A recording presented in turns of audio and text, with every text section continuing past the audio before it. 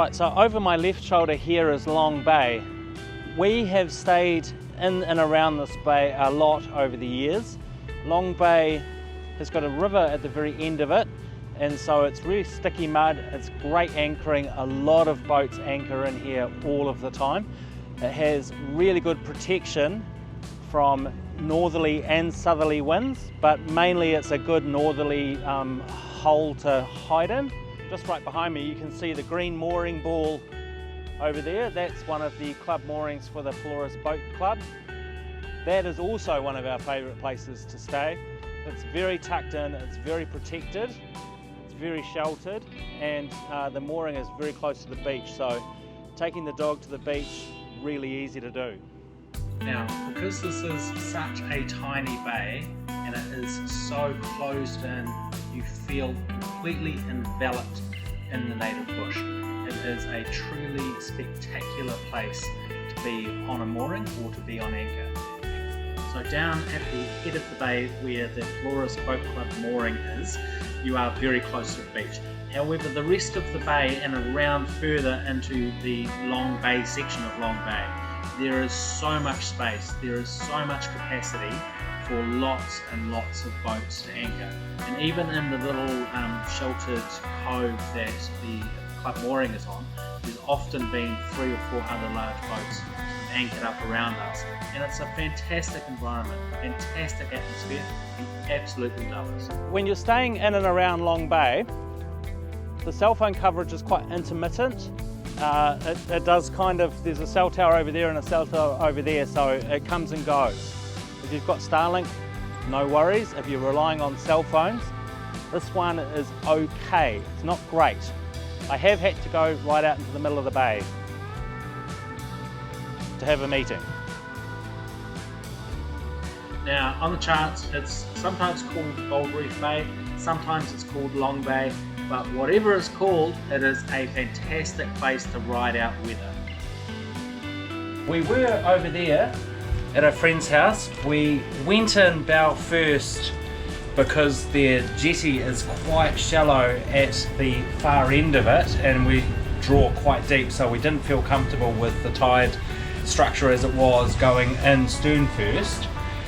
But then we were facing stern to the wind and stern to the tide and stern to the waves, which proved to be a really uncomfortable combination.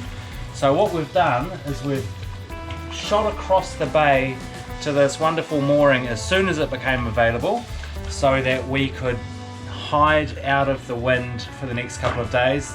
Tonight the wind is forecast to get up to mid-30s, higher 40s, 45 knots. 45 knots. So fingers crossed we've got a bit of protection from this nice little bluff over here. It's a gorgeous day, but gosh, it's windy. You can probably see white caps out there. Oh, not quite, but they're out there. It's kind of a little bit calmer here. Here comes a gust. Ooh. You can see it through the water. It's one of those spots that once you've discovered it, you keep going back, because it is such a neat, enclosed little space. You feel so safe and protected. Look, you can see our boat around the corner.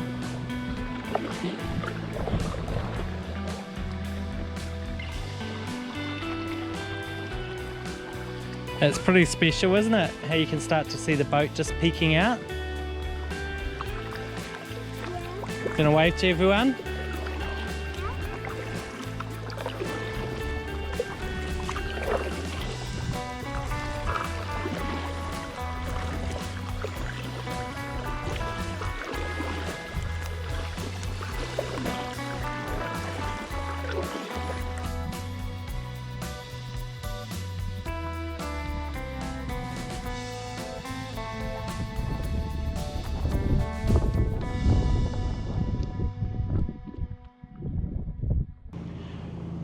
So right down the very end of this bay, in the sun at the very back of that beach, is the entrance to a Department of Conservation track. which goes all the way around this headland, over and across, and comes out at Double Beach. Now, it's an unused track, it's a non-maintained track, and I think on the sign it said the last time it was maintained was 2006, and there's been lots of weather events in this area since then, so there's lots of trees down across the track, there's some big slips as well, so we've managed to get all the way around here and over a couple of little humps, but we've never made it round to Double Beach from either end because of slips and trees down.